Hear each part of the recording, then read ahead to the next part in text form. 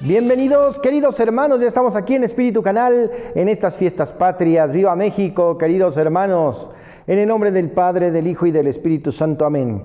Te queremos pedir, Señor, hoy por todos los hermanos mexicanos que predican tu palabra, que desean encontrarte y que a veces se equivocan de puertas, que a veces se encuentran las del enemigo que pues sin duda nos distrae o también nos desorienta. Ayúdanos a vivir en la verdad y a todos los hombres de buena voluntad. Muchos lindos y grandes hermanos mexicanos que a través de su trabajo y de la evangelización desean en verdad responder de una manera entregada y verídica a tu fe. Bendice, Señor, toda nuestra nación, especialmente a las personas honradas y honestas que trabajan día con día por llevar un pan a casa. Y ayúdanos en esta necesidad económica mundial en la cual se ha presentado a través de esta emergencia sanitaria.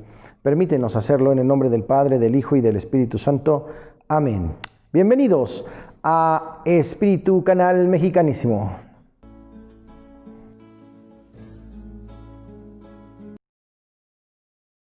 Del Santo Evangelio según San Lucas, capítulo 7, versículos 36 al 50. En aquel tiempo un fariseo invitó a Jesús a comer con él. Jesús fue a la casa del fariseo y se sentó a la mesa. Una mujer de mala vida en aquella ciudad, cuando supo que Jesús iba a comer ese día en casa del fariseo, tomó consigo un frasco de alabastro con perfume. Fue y se puso detrás de Jesús y comenzó a llorar. Y con sus lágrimas le bañaba los pies, los enjugó con su cabellera, los besó y los ungió con el perfume. Viendo esto, el fariseo que lo había invitado comenzó a pensar: si este hombre fuera profeta, sabría qué clase de mujer es la que lo está tocando. Sabría que es una pecadora. Entonces Jesús le dijo: Simón, tengo algo que decirte.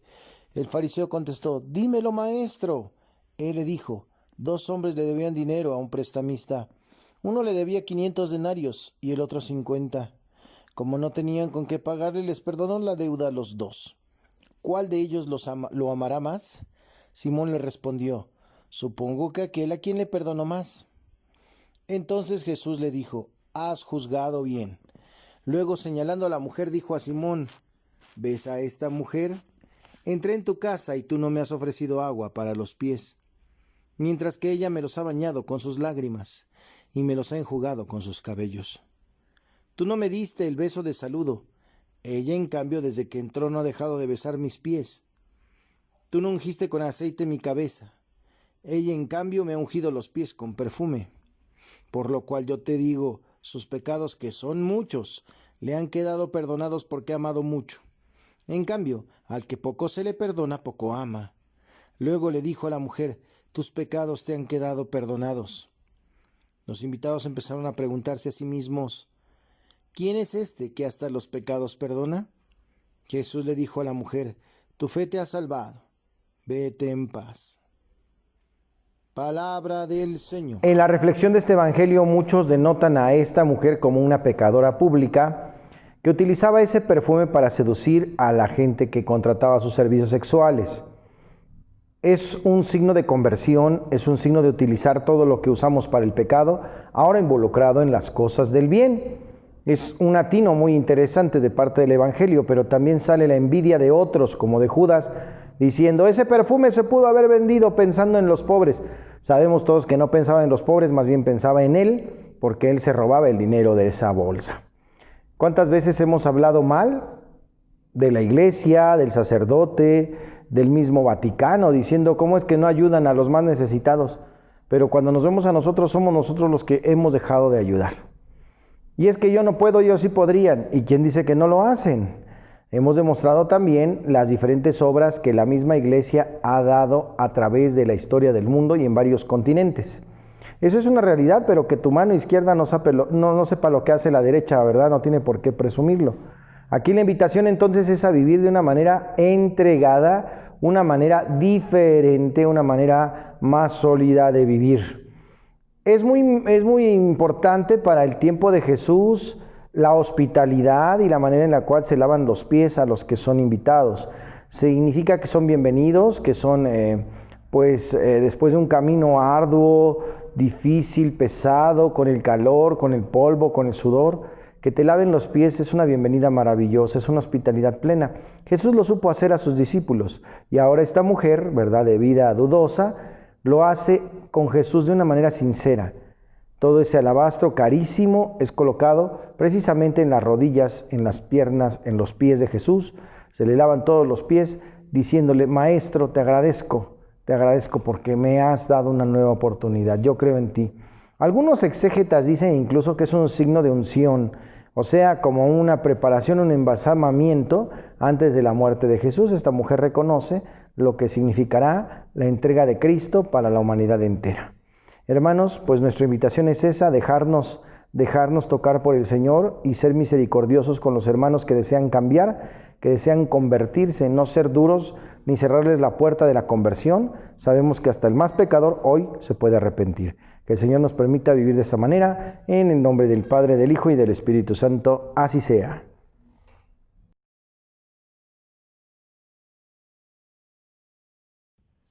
Continuando con el análisis del Padre Nuestro que estamos vislumbrando, el tema que hoy nos compete es: como también nosotros perdonamos a los que nos ofenden. El desbordamiento de la misericordia del Padre no puede penetrar en nuestro corazón mientras no hayamos perdonado a los que nos han ofendido. No podemos amar a Dios a quien no vemos, sino amamos a nuestros hermanos a quien sí vemos. Cuando nos negamos a perdonar a nuestros hermanos y hermanas, el corazón se cierra. Su dureza lo hace impermeable al amor misericordioso del Padre, pero cuando perdonamos, nuestro corazón se abre a la fuente de la gracia. Jesús nos amó hasta el extremo y nos comunica su Espíritu para que nos perdonemos mutuamente como nos ha perdonado Él en Cristo. Es maravilloso. En el fondo de nuestro corazón es donde se ata o se desata, en donde damos o retenemos el perdón. Sentimos mucho las ofensas y no está en nuestra mano dejarlas de sentir y olvidarlas, pero sí podemos abrir nuestro corazón al Espíritu Santo para que cambie nuestra herida en compasión, para que nos dé una nueva oportunidad de purificación en nuestra memoria. Podamos ver en toda la gracia y el amor de Dios el Espíritu Santo que va transformando nuestro corazón, sanando las heridas hasta hacer brotar no solo el perdón, sino también la oración en favor de los que nos han ofendido, orar por los que nos han hecho daño. No hay límite ni medida para el perdón, porque es una gracia de Dios, y la comunión con el Padre por Jesús en el Espíritu Santo es fuente de perdón, de reconciliación y de amor incondicional. El perdón da testimonio de que en nuestro mundo el amor es más fuerte que el pecado. Es la condición para vivir reconciliados los hijos de Dios con su Padre y los hermanos entre sí. Es un don divino que es necesario pedir constantemente. Perdonar, hermanos, es participar de la misericordia y del amor de Dios mismo. Solo el Espíritu Santo, que es nuestra vida, puede ponernos en nuestros corazones los mismos sentimientos que tuvo Jesús. Así la unidad que se hace posible, perdonándonos mutuamente, se hace también perdón, así como Dios nos perdona. Jesús, al enseñarnos el Padre Nuestro, nos pide que perdonemos para que el Padre nos perdone. Y ese perdón será la medida en que nosotros perdonemos a los que nos ofenden, porque no perdona Dios a los que no perdonan. Recibiendo a Jesús en la comunión, nos enseña a perdonar como Él mismo nos ha perdonado. Jesús es el perdón de Dios, y quien come su carne y bebe su sangre se transformará en mansedumbre y humildad. Alimentados con Jesús Eucaristía, que borra los pecados del mundo, ¿cómo no perdonar, disimular las ofensas, disculpar las intenciones, olvidar las injurias y abrir el corazón y los brazos al corazón del ofensor? ¿Cuántas veces el amor propio y el orgullo hacen que veamos con anteojos de aumento las acciones de nuestros prójimos contra nosotros mismos? Si tuviéramos la vista siempre puesta en un crucifijo, ahí se deshacen esas nubes que desde otro punto de vista nos parecen tempestuosas tormentas. ¿Acaso la sentencia de Pilato fue justa? Estudiando a Jesús contemplamos sus silencios. Admiramos la delicadeza con que disimula nuestras ingratitudes y las cubre siempre con su infinita misericordia y con su amor. ¿Cuántas veces después de que cometemos una falta, Jesús nos colma de beneficios, enseñándonos a devolver bien por mal? ¿Cuántas veces nos ha sonreído abriéndonos los brazos con amor infinito, después de haber recibido de nosotros alguna ingratitud? Así nos atrae a imitarlo, a perdonar, a olvidar las ofensas que muchas veces recibimos. Pidamos al Señor que aprendamos a perdonar con todo el alma las ofensas desleales e ingratitudes que nos hayan otorgado, para que el Señor nos pueda perdonar y nos quite los odios, las venganzas y todo lo que puede echar a perder nuestro corazón y buscar enemigos Como decía Jesús en la cruz: Padre, perdónalos, que no saben lo que hacen.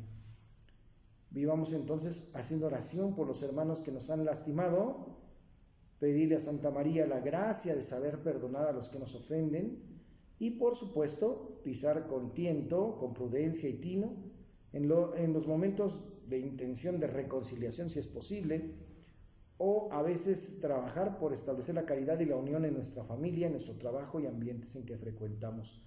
Consagrar al Espíritu Santo nuestro corazón para que con su amor podamos en verdad perdonar. Que el Señor nos enseñe a perdonar como Él nos ha perdonado.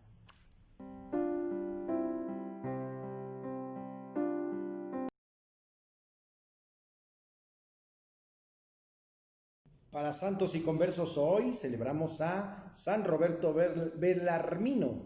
Uno de los más grandes defensores de la Iglesia contra la Reforma Protestante fue precisamente San Roberto Francisco Rómulo Bellarmino. Roberto nació en el año de 1542 en la ciudad de Montepulciano, en Toscana, de una noble familia venida a menos. Sus padres eran Vicente Bellarmino y Cintia Servil, hermana del Papa Marcelo II. Roberto desde pequeñito dio muestras de ser inteligente, muy inteligente. Conocía a Virgilio de memoria, escribía buenos versos latinos, tocaba el violín y así pronto empezó a desempeñar un brillante papel en las disputas públicas con gran admiración de sus conciudadanos. Cuando tenía 17 años, el rector del Colegio de los Jesuitas de Montepulciano escribió sobre él en una carta: es el mejor de nuestros alumnos y no está lejos del reino de los cielos. Por ser sobrino de un pontífice podía esperar obtener muy altos puestos y a ello aspiraba cuando era joven, pero su madre, que era piadosa, muy piadosa, lo había convencido de que el orgullo y la vanidad son defectos sumamente peligrosos, y no se equivoca. Él cuenta en sus memorias: de pronto, cuando más deseoso estaba de conseguir cargos honoríficos, me vino de repente a la memoria lo muy rápidamente que pasan los honores en este mundo y la cuenta que todos vamos a tener que darle a Dios. Me propuse entrar de religioso, pero en una comunidad donde no fuera posible ser elegido obispo ni cardenal, y esa comunidad era la de los padres jesuitas. Así lo hizo, aunque le costó la oposición de su padre, el general jesuita. Hasta le redujo el tiempo de su noviciado y le destinó casi inmediatamente a proseguir los estudios del Colegio Romano. Fue recibido de jesuita en Roma en 1560. ¿Quién le iba a decir a San Roberto que Dios le tenía destinado ser cardenal? Al principio de los sermones de Roberto estaban llenos de frases de autores famosos, de adornos literarios para parecer como muy sabio y literato. Pero de pronto un día lo enviaron a hacer un sermón sin haberle puesto o anunciado con anticipación, y él, sin tiempo para prepararse ni leer, se propuso hacer esa predicación únicamente con frases de la Sagrada Escritura, la cual prácticamente se sabía de memoria. Y el éxito fue fulminante. Aquel día consiguió más conversiones con su sencillo sermoncito bíblico que con las que había obtenido teológicamente antes en sus sermones literarios. Desde ese día cambió totalmente su modo de predicar. De ahora en adelante solamente predicará con argumentos tomados de la Sagrada Escritura, sin buscar aparecer como sabio, sino transformar a los oyentes, y su éxito en verdad fue asombroso. Roberto tuvo que luchar toda la vida contra la mala salud. Al fin de los 3 años de filosofía estaba tan débil que los superiores lo enviaron a tomar los aires natales en donde él vivió en su principio de vida. El joven religioso aprovechó su estancia en Toscana para instruir a los niños y dar conferencias de retórica y poética latina. Un año más tarde fue trasladado a Mondadori de Piamonte y destinó a dar cursos sobre Cicerón y Demóstenes. Roberto no conocía del griego más que el alfabeto, pero con su obediencia y energía características preparaba por la noche la lección de gramática griega que debía impartir al día siguiente. El futuro cardenal se oponía al castigo corporal de los alumnos y jamás lo empleó. Además de ejercer el magisterio, predicaba con frecuencia y el pueblo acudía en masa a sus sermones. El provincial, el padre Adorno, que lo oyó predicar un día, le envió inmediatamente a la Universidad de Padua para que recibiese cuanto antes la ordenación sacerdotal. Roberto se entregó ahí nuevamente a la predicación y al estudio, pero al poco tiempo el padre general San Francisco de Borja le envió a Lovaina para proseguir sus estudios y a predicar en la universidad, para contrarrestar las peligrosas doctrinas que se esparcían En ese tiempo estaba un hombre llamado Miguel Bayo, que era canciller, y otros. En el viaje a Bélgica tuvo por compañero al inglés Guillermo Allen, que sería también un día cardenal. Bellarmino pasó 7 años en Lovaina y sus sermones fueron tan extraordinariamente populares desde el primer día. A pesar de que predicaba en latín y que era de tan corta estatura, que subía en un banquillo para sobresalir del púlpito, a fin de que el auditorio pudiese verle y oírle. Pero sus oyentes decían que su rostro brillaba en una manera extraordinaria y que sus palabras eran siempre inspiradas. Después de recibir la ordenación sacerdotal en Gante en el año de 1570, ocupó una cátedra en la Universidad de Lovaina. Fue el primer jesuita a quien se confirió ese honor. Sus cursos sobre la Suma de Santo Tomás, en los que exponía brillantemente la doctrina del Santo Doctor, le proporcionaban la ocasión de refutar las doctrinas de Bayo sobre la gracia, la libertad y la autoridad pontificia. No cedió a la tentación de las tácticas mundanas, frecuentemente utilizadas en las disputas doctrinales, los ataques personales, el cinismo, el desprecio, las exageraciones, insultos. Ni siquiera mencionaba los nombres de sus adversarios, sino que se limitaba a eludiar los temas controversiales, enseñando la verdad y exponiendo el error. No obstante el trabajo abrumador que tenía con sus sermones y clases, San Roberto encontró todavía tiempo en Lovaina para aprender el hebreo y estudiar a fondo la Sagrada Escritura, los escritos de los Santos Padres, la gramática hebrea, que escribió entonces para ayuda de los estudiantes, y llegó a ser muy popular. Como su salud empezaba a flaquear, los superiores le llamaron nuevamente a Italia. San Carlos Borromeo trató de que le destinasen a Milán, pero fue nombrado en 1576 para ocupar la nueva cátedra de Teología Apologética de Controversis, es decir, la defensa de la ortodoxia católica en la Universidad Gregoriana, que en ese tiempo se llamaba Colegio Romano. La apologética era, como lo es hoy en día, de gran importancia, dada la cantidad de errores que tienen confundidos al pueblo. San Roberto trabajó incansablemente en esa cátedra y la preparación de los 4 enormes volúmenes de sus discusiones sobre los puntos controvertidos, popularmente conocidos como las controversias. San Roberto en esos libros explica la posición católica ante los errores de los protestantes, luteranos, evangélicos, anglicanos y otros. Estos por su parte habían sacado una serie de libros contra los católicos y San Roberto produjo las mejores respuestas. El éxito fue rotundo, teniendo 30 ediciones en 20 años. Los sacerdotes y catequistas de todas las naciones encontraban en ellos los argumentos que se necesitaban para la sana enseñanza. San Francisco de Sales utilizaba mucho estos libros de San Roberto. 3 siglos más tarde, el competente historiador Gefele calificaba esa obra como la más completa defensa del catolicismo que se ha publicado hasta nuestros días. San Roberto conocía tan a fondo la Biblia, los Santos Padres y los escritos de los herejes que muchos de sus controversianos no podían creer que sus controversias fuesen la obra de un solo escritor. Sostenían que su nombre era el anagrama de un conjunto de sabios jesuitas. Las controversias de San Roberto aparecieron en momentos más oportunos, puesto los principales reformadores acababan de publicar una serie de volúmenes en los que se proponían demostrar que desde el punto de vista histórico, el protestantismo era el verdadero representante de la Iglesia de los Apóstoles.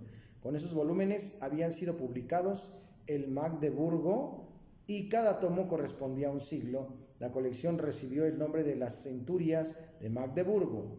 Baronio refutó dicha obra desde el punto de vista histórico y Bellarmino desde el dogmático. El éxito de las controversias fue instantáneo.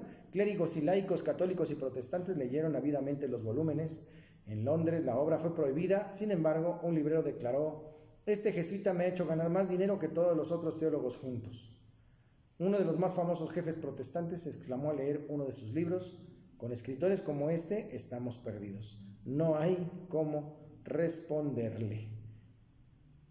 Algo más tarde, San Roberto dirigió una comisión a la que el Papa Clemente VIII encargó preparar la publicación de una edición revisada de la Biblia Vulgata.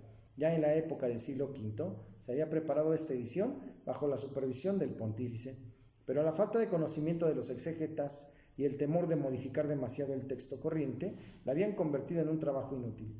La nueva versión, que recibió el imprimatur de Clemente VIII, precedida por un prefacio de San Roberto Bellarmino en el texto latino que se usa actualmente. Dios tiene sus caminos. San Roberto entró en los jesuitas porque estos tenían un reglamento que prohibía aceptar cargos de jerarquía. Sin embargo, por obediencia al sumo pontífice, muy en contra de sus deseos personales, llegó a ser el único obispo y cardenal de los jesuitas en ese tiempo.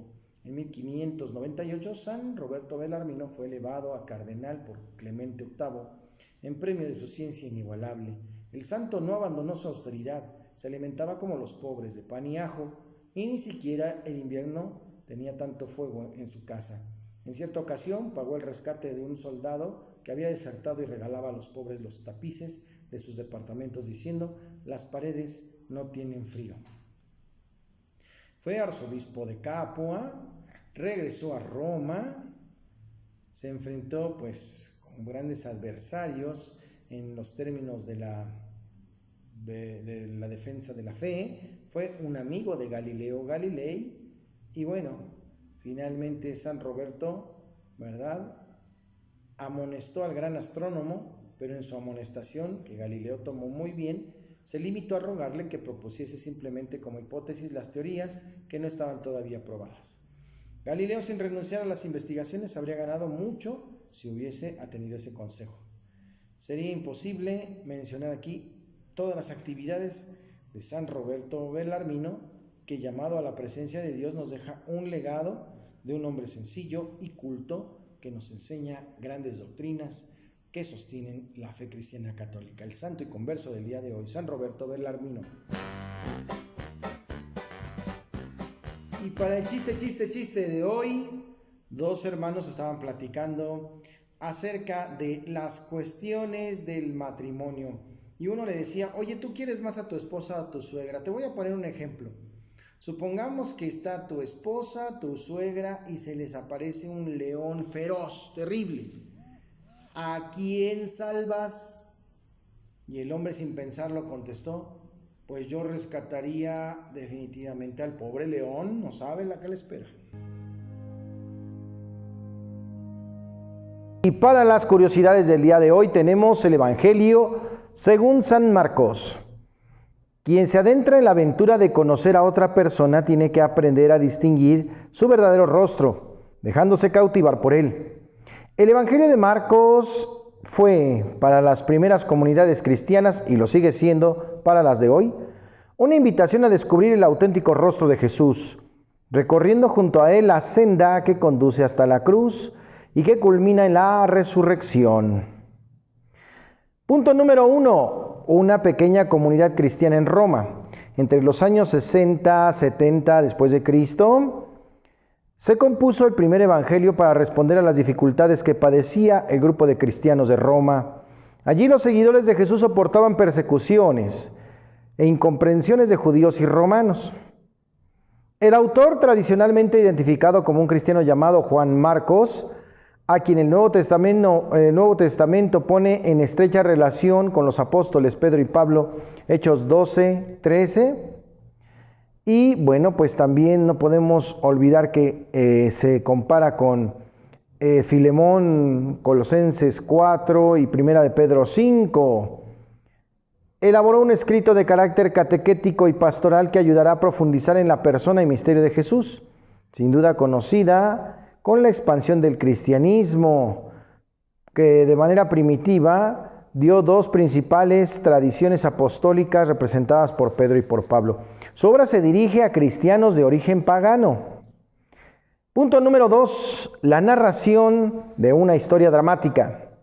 A Marcos le cabe el privilegio de ser el creador del género literario llamado Evangelio. El autor organiza el testimonio y el anuncio de que Jesús es el ungido y el Hijo de Dios. Marcos 1:1, en dos grandes partes precedidas por un prólogo, Marcos 1:1 al 3, y rematadas por un texto incorporado posteriormente, Marcos 16, del 9 al 20. En sus partes podemos decir que Jesús es el Mesías, Marcos 1, 14, 8 y 30. Revelación de Jesús y ceguera de los dirigentes judíos. Revelación de Jesús e incomprensión de sus parientes y paisanos. Revelación de Jesús y reconocimiento inicial de sus discípulos. Y en la segunda parte, Jesús es el Mesías sufriente y el Hijo de Dios. En el camino hacia Jerusalén, revelación del camino doloroso del Mesías. En Jerusalén, revelación de una autoridad que supera la del Hijo de David. y Pasión y Resurrección de Jesús, revelación en plenitud. El estilo de la obra combina la sencillez con el realismo, la repetición con la viveza, el esquematismo con una manera atractiva de narrar, el drama vivido por Jesús de Nazaret, el hilo conductor y unificador de toda la obra, es la revelación de la identidad de Jesús. El evangelista se propone mostrar de una manera progresiva que Jesús de Nazaret es realmente el Mesías esperado. Marcos 8:29. Si bien su mesianismo se diferencia radicalmente del que alimentaban las esperanzas judías de aquel tiempo. Y parte o punto número 3 de este evangelio, Jesús y sus amigos. Sin duda, la gran tarea del autor de este evangelio consiste en presentar ante los ojos de sus lectores la personalidad singular de nuestro Señor Jesús, pero también de el hombre que generó tantas opiniones y contradicciones en su vida a través de sus amigos. Palabras y acciones y su destino obligan a tomar partido, se cree en él y se le confiesa con fe. Se observa en Marcos 15:39, o es bien rechazado y condenado como blasfemo y perturbador del pueblo. Aún después de leer todo el Evangelio, Jesús no dejará de ser un completo misterio. Sin embargo, para quienes hacen una lectura comprometida y sin prejuicios, el misterio se vuelve a cada paso más y más transparente. Los discípulos de Jesús han sido llamados, elegidos y enviados a continuar la misión que el Maestro ha venido a realizar. Marcos 1:14-15. Cuando están con Él, reciben su enseñanza y aprenden a seguir sus huellas hasta la cruz. Quien sea capaz de entender su vida en comunión con Él, descubrirá de verdad la identidad de Jesús el Mesías, el Hijo de Dios. Esta es la curiosidad del día de hoy, el Evangelio de San Marcos.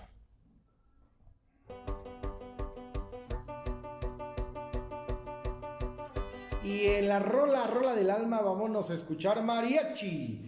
¿Cómo no? Claro que sí, con la hermana Gela, así se llama la hermana Gela, y la rola precisamente es La Pesca Milagrosa. También hay mariachi católico. Vamos a escucharlo. Y para la buena onda de hoy y para todas las gentes que hablan como si estuvieran muertos, me hubiera gustado estudiar, me hubiera gustado aprender, me hubiera gustado hacer, pues un abuelito de 92 años estudia para arquitecto. Se llama Carlos Augusto y es originario de Brasil. Comenzó a estudiar arquitectura en línea para aprovechar el tiempo del confinamiento por el COVID. Su perseverancia inspiró a miles en redes sociales y el abuelito se inscribió a la carrera de arquitectura en la Universidad de Barão de Mauá en el 2018, donde inició sus estudios de manera presencial. Ahora por la pandemia, el señor Augusto continúa su preparación profesional en línea. Nunca es tarde para empezar. Felicitamos a este hombre y a todos los que saben que se pueden alcanzar los sueños siempre en la vida, no importa cuánto te tardes. Reciban la bendición del Señor. El Señor les guarde, les protege, les bendiga, haga resplandecer su rostro sobre ustedes y les conceda la paz. Que les bendiga el Padre, el Hijo y el Espíritu Santo y permanezca siempre en ustedes. Yo soy el Padre Jorge Arturo. Estamos aquí en Espíritu Canal.